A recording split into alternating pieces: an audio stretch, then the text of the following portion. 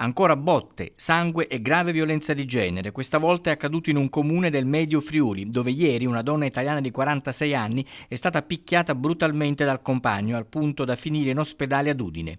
I medici del pronto soccorso le hanno riscontrato un grave trauma cranico. Ora si trova ricoverata in terapia intensiva. Il compagno che l'ha ridotta in quelle condizioni è un italiano di 45 anni con precedenti per maltrattamenti. Attualmente stava scontando in detenzione domiciliare una condanna ricevuta per un episodio di violenza nei confronti della precedente compagna avvenuto nel 2015.